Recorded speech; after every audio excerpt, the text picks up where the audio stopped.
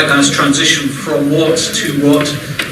And just as in the first panel, we looked at how Ukraine is at the crossroads between a choice between Europe and Russian integration, also at the crossroads in terms of deciding whether to cooperate more with the IMF or seek a new gas deal with Russia.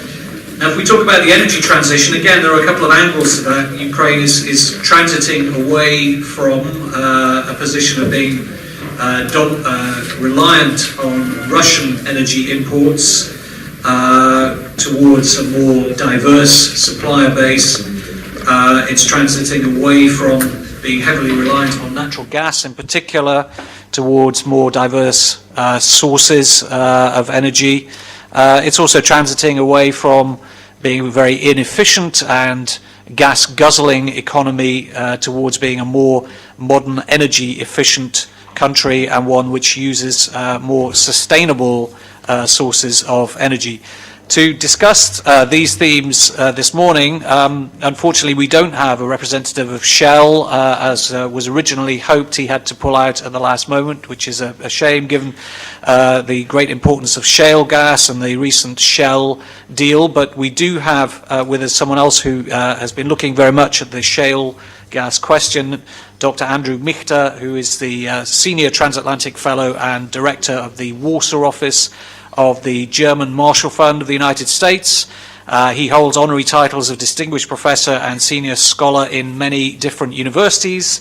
And as well as energy, he's also frequently published on US and European security, NATO, transatlantic relations. In the middle we have Sergei Maslichenko, who since 2007 has been at the European Bank for Reconstruction and Development, where he leads the bank's energy efficiency and renewable energy business development in Ukraine. That includes industrial energy efficiency and credit lines for sustainable energy. On my far left, your far right, Igor Burakovsky is Director of the Institute for Economic Research and Policy Consulting, which is an independent economic think tank. He was previously project manager and senior economist at the East-West Institute's Kiev office.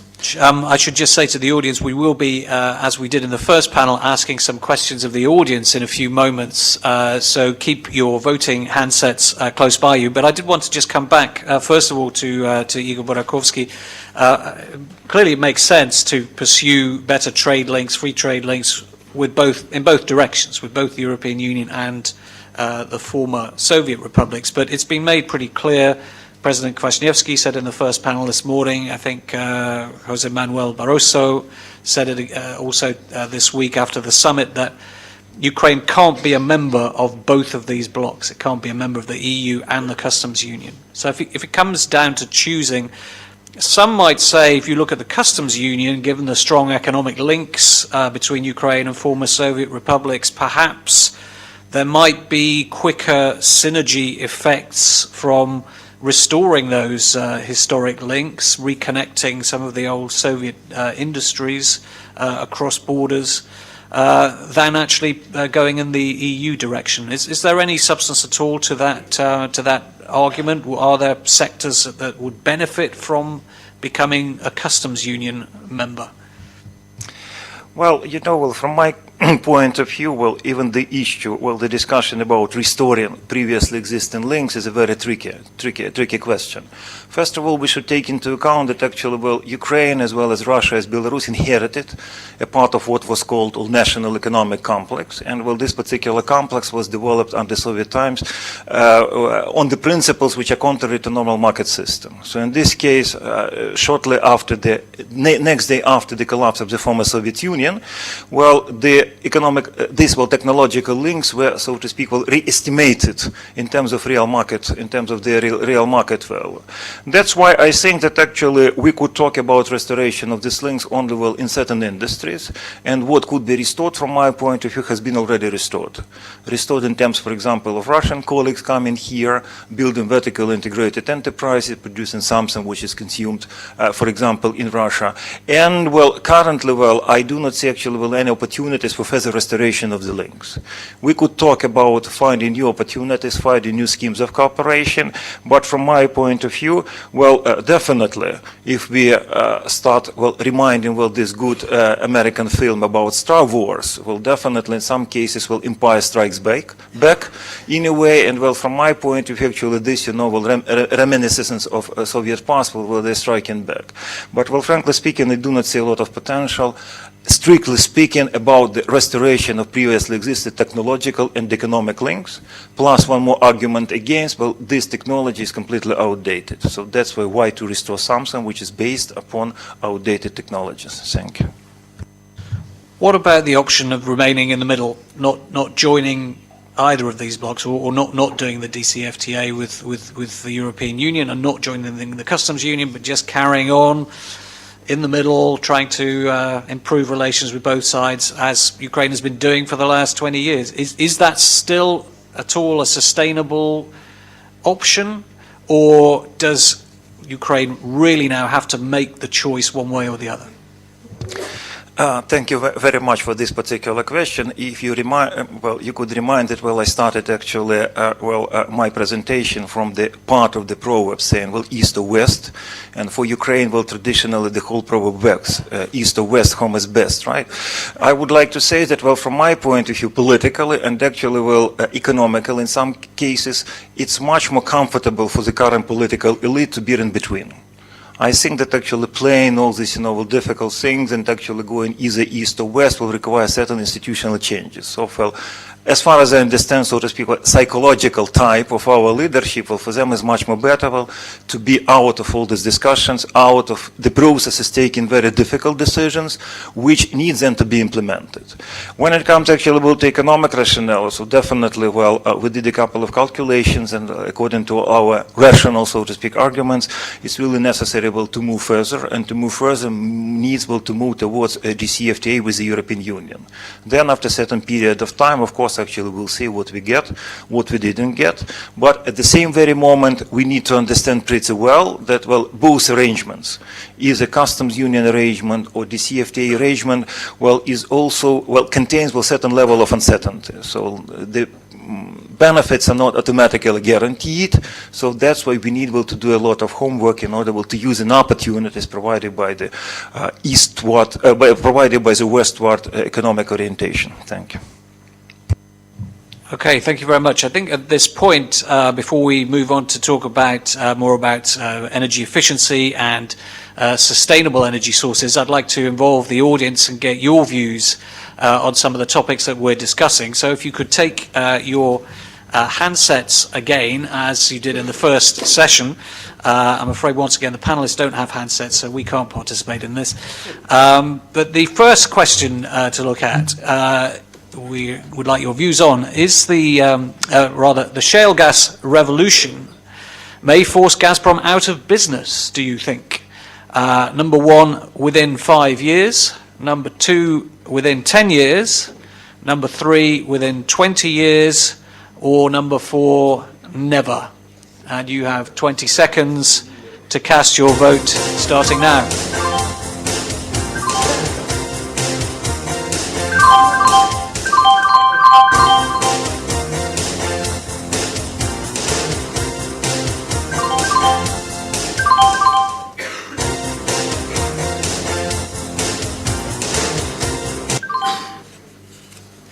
Okay, well, fairly convincing answer to that one.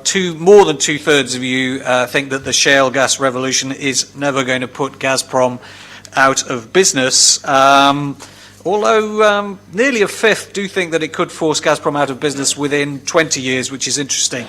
It would be perhaps interesting to consider the question of whether the shale gas revolution may force Gazprom to break up rather than actually put it out of business. But that's not on my list, so I'm not going to pose that one to you now.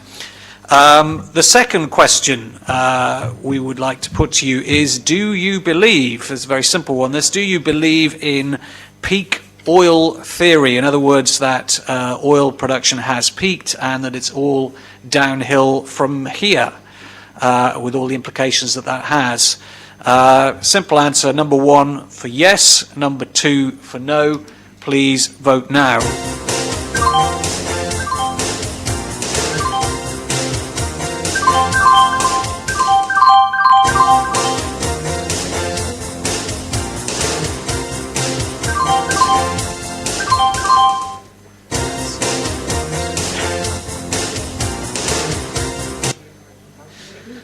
Okay, well, interesting. 60-40 pretty much split in favor of no. Peak oil theory is not correct. I'm hearing some murmurs from the panelists to my left suggesting they don't agree with that, so they might want to come back to that question in a moment. But anyway, 60% of you don't believe in peak oil, or that we've reached peak oil, past peak oil.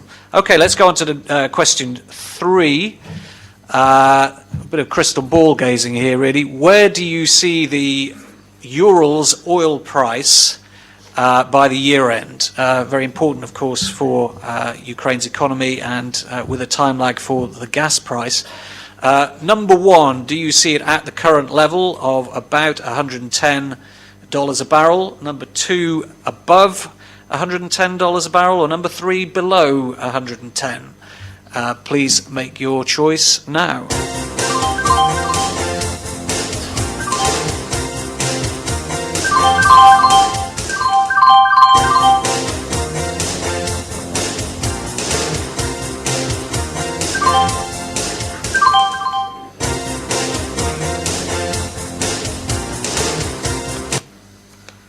Okay, so as time went on, we were converging a little bit more towards a three-way split. In fact, the lower price scenario just wins out with 40%, but 36% on the other hand believe it could be above $110 a barrel. A quarter of you think it will remain at the current level. So of course, below $110 a barrel would be very beneficial for Ukraine, easing the pressure on the gas price, easing the pressure on the current account deficit, might make it a little bit easier to muddle through and not take either of the key options on the table at the moment. Let's look at the fourth question now. What is your view on the following? From the standpoint of energy security, Ukraine should, number 1, maintain its gas transit capacity independently. Option 2, set up a joint venture with Gazprom. Number 3, focus on renewable energy resources. And number 4, continue to develop unconventional exploration. Please make your choices now.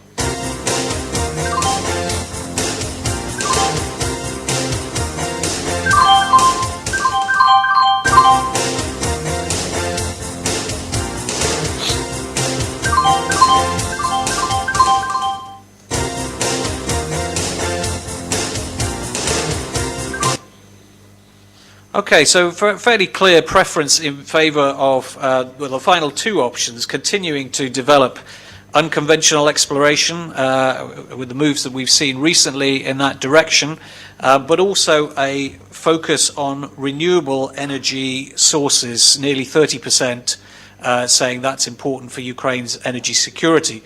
So that's perhaps a good point which I can bring into the conversation Sergei Maslichenko from the EBRD, who is a specialist in renewable energy and energy efficiency. Let me ask you first of all, Ukraine significantly reduced its imports of gas from Russia last year. But my understanding is at least part of the reason for that, or a fairly large part of the reason, was a switch by energy consumers to coal from gas.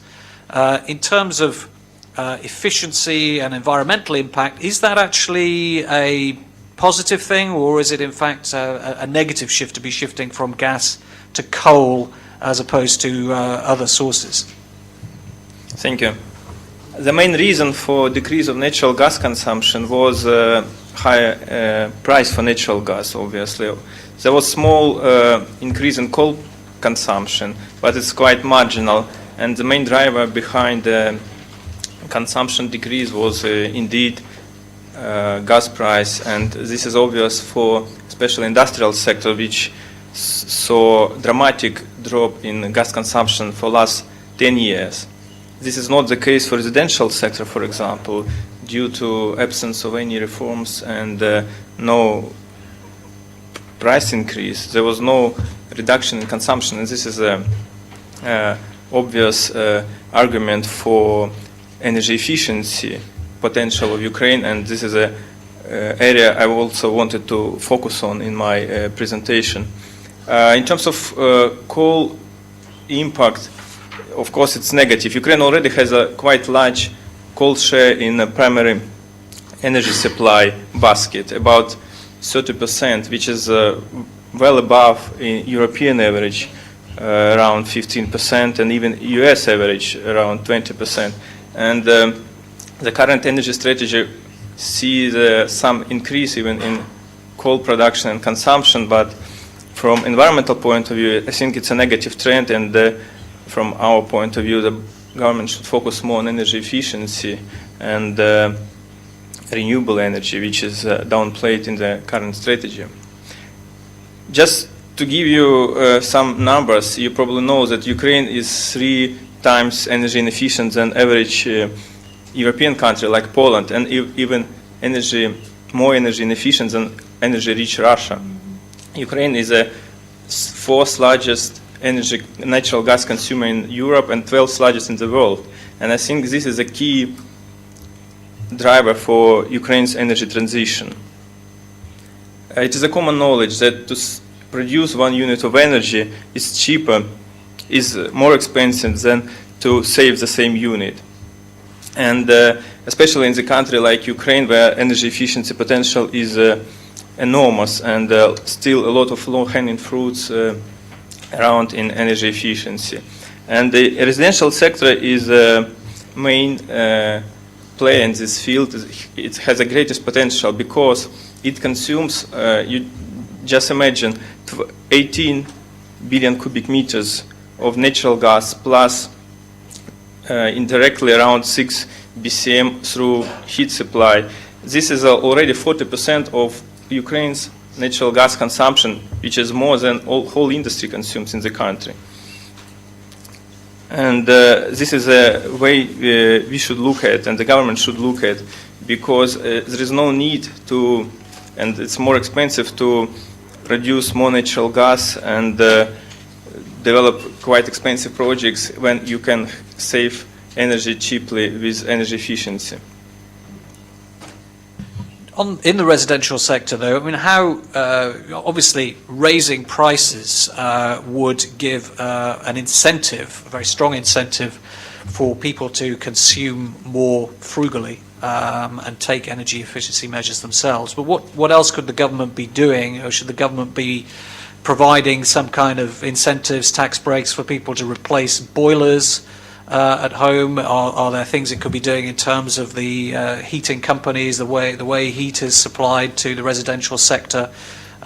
What other things could the government do to help that along? In fact, we even estimated the potential for energy efficiency investments in residential sector, and it will cost around 20 billion euro, which is a lot. And based on experience in Poland, Czech Republic, Slovakia, and other Eastern European countries, this may take up to 5-10 years to implement those measures. And this will also depend on price signals for energy consumers, funds availability, and the pricing of energy efficiency materials and equipment, and the knowledge transfer. Another very important issue which is always overlooked is Ukraine's huge potential in biomass. Significant amount of gas-fired heat production can be substituted by cheaper biomass-fired heat production. It is estimated that this may have an impact of between 8 and 10 billion cubic meters of natural gas. And this area is still untapped and overlooked by the government, first of all due to price distortion for population and district heating companies and the lack of the government policy in this area. What about the industrial sector? I mean, you said that the biggest gains may perhaps be made in the residential, but certainly the perception from outside of Ukraine's industry is that it's still very energy inefficient. What could be done to stimulate efficiency measures within industry, and how much is there to go for in terms of reducing industrial energy consumption? By the way, industrial sector is the main client of the EBRD. We invest 300-400 million euro every year in energy efficiency, and most of it goes to industrial sector. Why? The reason for that is a market price for natural gas, which all industrial companies have to pay, and they're all in private ownership, and responsive ownership owner will of course invest in energy efficiency. And this is what we saw. Industrial consumption dropped in 2.5 times recently, just because of higher price for natural gas. And I think low-hanging fruits in industrial energy efficiency was already taken. A lot of small, medium, and large enterprises have been modernized, energy efficiency programs implemented, but unfortunately, due to the crisis, some of investment programs targeting energy efficiency was postponed or cancelled even, and part of the large inefficiency of industrial sector is also comes from Soviet history, because the structure of the industry in Ukraine is heavily dominated by heavy industry like metallurgical, chemical, which are very inefficient. And I think the only way to change it is just to stimulate structural changes in the country, to increase the share of services and reduce share of heavy industry in the economy. Okay, so it's about reorientating the whole economy in a sense. Let's just talk briefly about about renewable energy sources, because I understand that the EBRD is involved in projects concerning solar energy and wind energy in Ukraine. I mean, what is the outlook for those renewable sources? What kind of contribution could they make to Ukraine's energy needs, and over what sort of a time frame? Yeah, I think it's a good question. Renewable energy is still quite expensive, and Ukrainian feed-in tariffs are quite high. Also, they were decreased recently, especially for solar energy. We as a bank support this initiative. We help the government, and also last year we financed 3 projects, one solar wind farm and a small hydropower plant. And we are open to support more projects, including large projects and smaller projects, to create this renewable energy market in Ukraine. But the key here, as I said before, is the consumption of residential sector, and mostly heat consumption. And the greatest potential in this area is a biomass, which can be used for heat production. But unfortunately, this type of projects, they are all small, because they relate to individual heat boilers, boilers at some villages, hospitals, etc. And there is no governmental policy, and there is no framework facility of any institution, including us, which can solve this issue. But as I said, I think this is the main area to focus for the government, and to reduce Ukraine's energy consumption. Okay, thank you. Let me bring back in, if I may, Igor Burakovsky on the end there. Igor, we've heard of the various different approaches, increasing exploration for unconventional gas, energy efficiency measures, renewable energy. If you were advising the government, and you may already have done so, but if you were advising the government on the mix of policy measures it should be taking in terms of increasing Ukraine's energy security and reducing its reliance on Russian imports, what would you be saying to them? What should be the mix of policies, and how close are they to getting it right at the moment? Well, Advising to Ukrainian government is a very difficult thing, I would like to say, but nevertheless I will try to do it. Well, definitely I would start actually from the issues of taxation, take into account, well, the problems and, well, high risks, and, well, all these, exploration projects from my point of view are a kind of, well, venture projects. So let's be frank, we'll take into account what was said by Andrew, well, by Andrew about, well, it's, so to speak, well, research NATO. So I think that actually something should be done in terms of taxation. I'm not a big, actually, well, expert in terms of taxation, but definitely, actually, the fees for using, well, Ukrainian natural deposits, well, should be somehow well regulated. Plus, of course, well, certain tax breaks and certain privileges are to be granted to those who are going to be involved in this, well, long, multi-year projects. Point number two, well, definitely, actually, when we are talking about, well, the consumption side, well, I think that, well, we need actually finally to have a clear-cut idea of what's going on in the Ukrainian energy market. Actually, from one side, we are talking about the low tariffs for the communal services, for servicing the population, but at the same time, it's really difficult for me, even as an expert, to understand actually where the money are going on. So even if the population is paying, if the companies are paying, so well, but then actually, well, there is a problem with NAK Naftogaz, with some other companies, so maybe something is wrong in terms of the model of energy market, how it's working right now. And actually, well, point number three, well, definitely, well, I think that, well, for the government, the best way is to find certain type of public-private partnerships. I think that's something which could make the difference, but at the same time, actually, well, from my point of view, well, the government needs, well, to change somehow, actually, the perception of economic policy making currently. What I'm talking about, that definitely, well, Ukraine is already influenced by year 2015. I'm talking about presidential elections, and actually, well, in a way, I'm very much afraid that, so to speak, well, fiscal bias in Ukrainian economic policy, or better say, increasing revenue bias in Ukrainian policy, could hamper somehow, well, the strategic thinking in terms of promoting this type of economic activities. Okay, let me ask another question, open this up to the panel, because I'm not sure who might be the best to answer this, but we're hearing a lot from the government in Ukraine about finding ways of importing gas from the European Union side, from reverse engineering the pipeline so that they can bring gas in from that side instead of from Russia. Okay, Andrew Mikhta might be able to speak on that. To what extent is this a realistic option? And also, is there not the danger that Ukraine will run into even more problems in terms of not taking the volumes in the take-or-pay clauses with Gazprom and finding itself hit with yet more fines for doing that?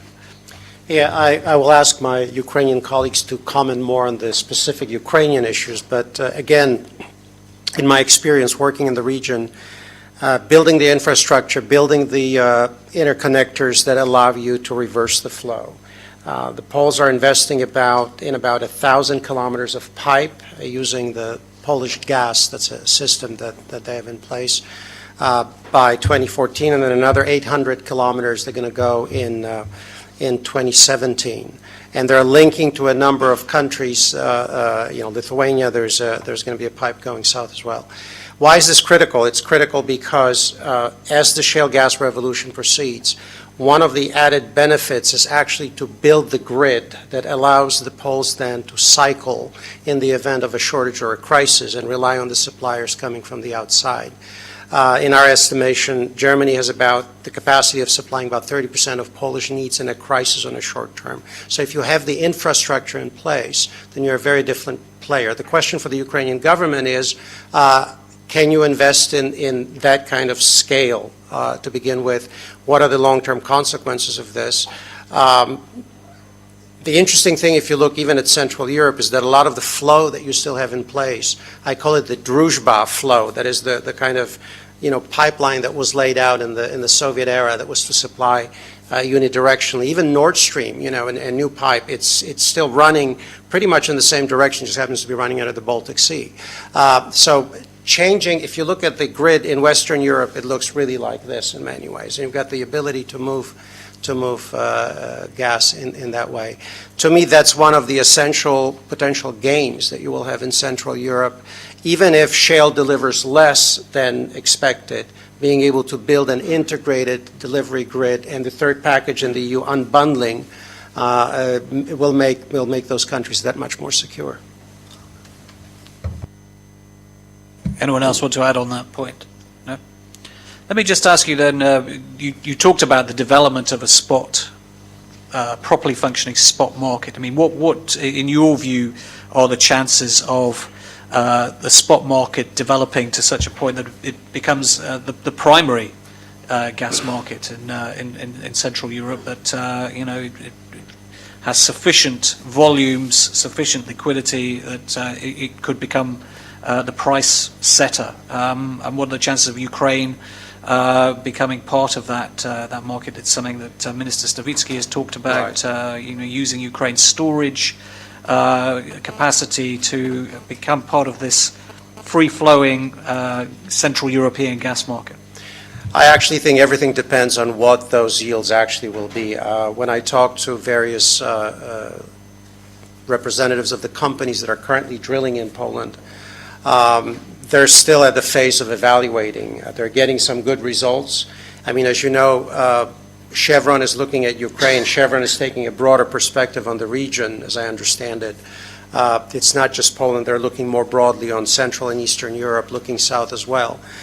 So depending on the volume of gas that can be produced, and not just in Poland, but unconventional in Europe more broadly, and that's really a political question. The British, for example, are in a very good position to start moving forward with the new discoveries. They have a better legal regime already in place. They're well set up to answer questions in the parliament, to deal with the media. The Poles are building that capacity right now. So the question to me is, first and foremost, what will be the volume? Will the commercialization of Central European shale deliver this game-changing quantity? And then, the sheer weight of that will be kind of falling into place. Or will it be something more modest that will become part of an energy mix in an individual country, and then these long-term contracts that you currently have will still probably dominate? That means what the European Parliament will also be doing. I've watched very closely the two studies that they recently did. They did the environmental impact study and the macroeconomic study, and the amount of the kind of tug of war that you see over there. Quite frankly, the amount of lobbying, if I may be so blunt, from various players has slowed down the process and created a perception that maybe our initial expectations about shale gas were not what they're going to be. Let me just add one more point about this peak oil question. We've got in the States about 1,750 square meters of shale oil deposits, okay? If you look at the volume of that, and that's thanks to one congressional act of 1910, when the so-called Pickett Act, when the U.S. Congress set aside lands both in California and in the central United States to basically supply the U.S. Navy with oil. So we've got vast access to land that would be available for shale exploration. 5 times the capacity of Saudi Arabia, quite frankly. Now, the question is, why haven't we been using this? Well, the answer was technology. We now have new in-situ thermal technology coming online that will make that shale oil recoverable, okay? Rand Corporation put out a study about 6 or 7 months ago, if I remember correctly, arguing that U.S. shale oil can actually be produced, commercially produced, and competitive in terms of price, even at a price point of $40 a barrel. I mean, that's staggering. So if you look at the U.S. deposits alone, Australia,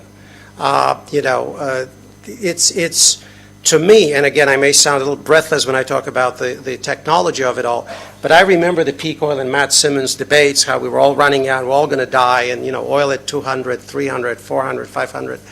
Technological innovation and fracking changed all of that. Then technological innovation and in-situ thermal operations is changing this on the oil side. And I always say to people, the Stone Age didn't end because we ran out of stones. It ended because of technological change. So I would put my money on these new resources that are coming on. And if the shale gas in Europe is really leveraged, if it is produced in the capacity that I think is there, meaning Bulgaria should come back. Bulgaria has a ban on fracking right now. France needs to come back. It's not just a Central European issue. Then you're looking at a very different structure. Okay, thank you very much. We have just a couple of minutes left, so if there are any questions from the audience to the panel, we can take one or two. Before I take those, just let me remind you, if I may, those people who have booked one-on-one meetings this afternoon, please do check the schedule with the desk outside, just in case there have been any changes. You can do that straight after this panel ends. I did see a hand go up, so if we could get a microphone to that gentleman there. Yes. Okay, if you could introduce yourself to the audience as well, please. Thank you. Yes, hello, my name is Joakim Edlund. So my question is, when you say that this new technology might be a game changer for Ukraine, what is then the different scenarios when it comes to the time frame? I'm not sure I understood the question. What is the difference in... You mean how long is it going to take? How long is it going to take? To develop these under different scenarios, perhaps? Yeah.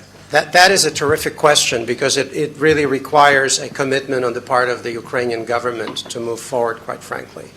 The Polish shale gas revolution, as I understand it, I've started watching it from its inception, was actually driven by what I call entrepreneurs. I mean, the government lined up behind it, but rather than having the Ministry of the Economy drive the process, it was the MFA, the Ministry of Foreign Affairs, largely the vision of Minister Radek Sikorski of kind of trying to bring attention to this tremendous change that was underway. So a lot depends on what decisions the Ukrainian government will make on licensing. Right now you have two players, I believe. You have Shell and you've got Chevron. Kind of Shell is here, Chevron is dipping its toe.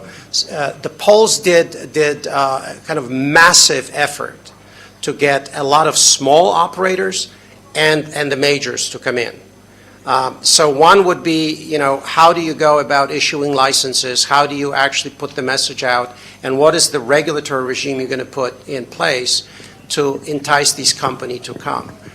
Remember one thing, in all the major energy companies, like one of the reasons Exxon left, I said it was shale, it was kind of assessment of the prospects, it was the regulatory issues. But in all of these companies, there's the never-ending competition for capital, internal, between different operations. So also don't assume that because you've got a major company invest and they've put in some investment to develop this, if you don't continue creating a favorable climate, that they're going to continue to stay simply because they're already there. It may be that prospects in Latin America or prospects somewhere else will all of a sudden look better. So create an environment in which these companies would want to come in and do it. We talked a lot about public response. There's a lot of disinformation about fracking, in my view, out there. I am not being Pollyannish. Every technology has an opportunity cost. There are risks to everything we do. That's not my point. My point is that if people see, movies about faucets burning because gas is leaking and all these kinds of things, bad science quite often, really bad science, or stories about water contamination that actually occurred not because of fracking, but because the regular drill going down was not properly sealed. All of this creates unease and uncertainty. And Europe is not like the United States in terms of space relationships. We've got more tightly packed communities, especially in Central Europe and in the West, and that immediately reverberates. Next thing is infrastructure planning. I mean, I look at what the Poles are now in the process of massive infrastructure modernization. If you travel through Poland today, you see the highways are being built, networks are being upgraded and all of that. All of these elements factor into cost-benefit assessments for companies that want to invest, in exploration. And you're looking kind of how you're going to position yourself. Will you be able to get the heavy equipment to the sites? What is the infrastructure in place? What is the environment? I'm a great fan of Teddy Roosevelt as one of the most successful American presidents. And he always had a philosophy of using the government to pry open markets, create favorable conditions for business to invest, and then let business compete. And I think if you come in with that philosophy to energy development, because look, China arguably has probably the largest shale gas deposits out there. And the Chinese will do it. I'm sure the Russians will do shale gas as well. Even though it seems like, no. They are learning the technology. The technology is no great mystery. The chemicals and the suppliers are pretty much coming in from a certain subset. So this is no great, great kind of mystery. It takes money, it takes data sets, and it takes patience. But I am convinced that everybody will get into the unconventional game. And then how do you write your geological regulations? Case in point, will you say that a company that takes a concession here can only go down to a certain depth and they have to stop and do another environmental impact study? Or will you tell them that they have to go to the minimum depth of a certain number so that they explore your geology for you? There's a lot Ukraine can learn by talking to the Poles and learning from how they did their own, overall, I would argue, a very successful shale gas effort. Okay, thank you very much indeed. So still a lot of unanswered questions, uncertainties about shale gas development, but a lot of promise too. Our time, I think, has run out, so it remains for me to thank very much indeed our panelists, Andrew Michta, Sergei Maslichenko, and Igor Barakovsky. Thank you very much indeed.